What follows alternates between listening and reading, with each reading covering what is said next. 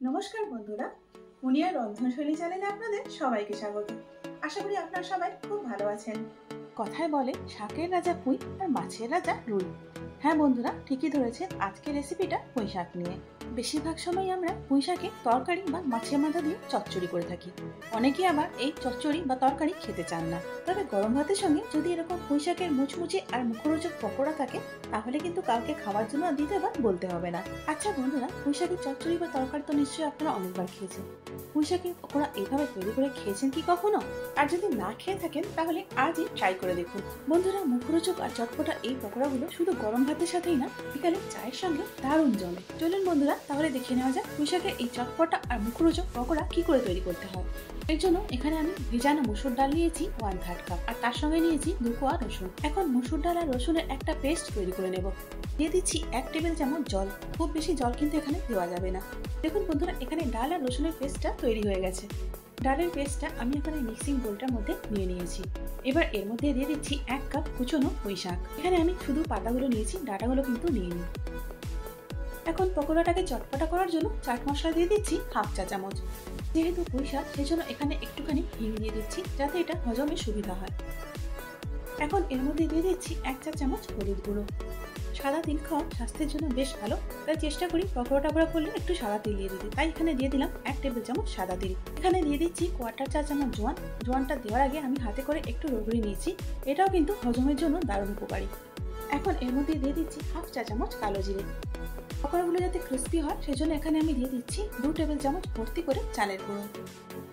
এবার দিয়ে দিচ্ছি স্বাদ মতো নুন।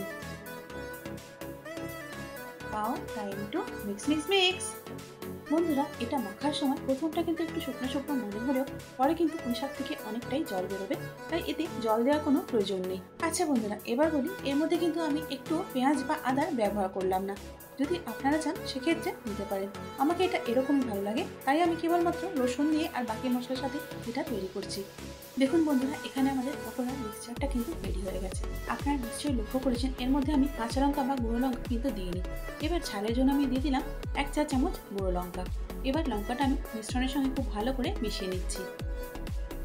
পকোড়াগুলো ফ্রাই করার জন্য এখানে আমি আগের থেকে তেলটা গরম করতে রেখে দিয়েছিলাম। তেলটা গরম হয়ে গেছে।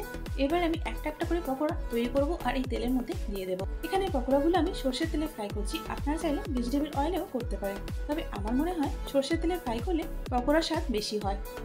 এখানে পকোড়াগুলো আমি শ্যালো ফ্রাই করছি, আপনারা চাইলে ডিপ ফ্রাইও করতে পারেন। বন্ধুরা, পুঁই শাক কিন্তু একদম হেলাফেলা করার জিনিস না, এটা কিন্তু দারুণ পুষ্টিকর একটা সবজি এবং এর কিন্তু বিভিন্ন স্বাস্থ্য উপকারিতাও আছে। পুঁই শাকের মধ্যে ভিটামিন এ এবং সি থাকা এটা আমাদের চোখ এবং স্কিন ভালো রাখতেও দারুণ সাহায্য করে। পুঁই শাকের মধ্যে প্রচুর পরিমাণে আঁশ বা ফাইবার থাকায় এটা আমাদের হজমে সাহায্য করে, যার থেকে কোষ্ঠকাঠিন্য দূর হয়। এমনকি পুঁই শাকে থাকা ক্যালসিয়াম এবং ভিটামিন ডি আমাদের হাড়কেও মজবুত করে। এছাড়াও পুঁই শাকের আরো অনেক উপকারিতা আছে বন্ধুরা, যেগুলো বলতে গেলে ভিডিওটা অনেকটা লম্বা হয়ে যাবে। এখন লো টু মিডিয়াম হিটে পকোড়াগুলো আমি লাল লাল করে ভেজে নেব।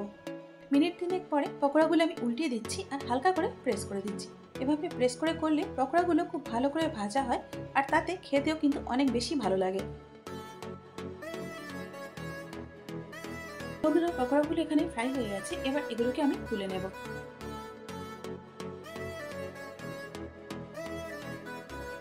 তাহলে দেখলেন তো বন্ধুরা, কত কম সময়ের মধ্যে আর ঘরে থাকা সামান্য উপকরণ দিয়ে কত সহজেই আমরা তৈরি করে নিলাম চটপটি আর মুচমুচে মুখরোচক এই পুঁই শাকের পকোড়া।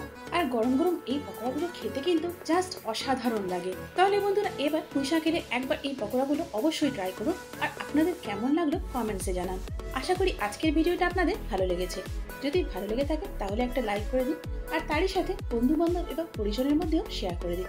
আর এরকমই সহজ এবং ঘরোয়া রান্নার রেসিপির জন্য আমার চ্যানেলটাকে সাবস্ক্রাইব করে আমার সাথে থাকুন আর সাথে সাথে বেল আইকনটাও প্রেস করে দিন, যাতে করে আমার পরবর্তী ভিডিওর আপডেটটা সবার আগে আপনি পেয়ে যান। এতক্ষণ সঙ্গে থাকার জন্য অনেক ধন্যবাদ।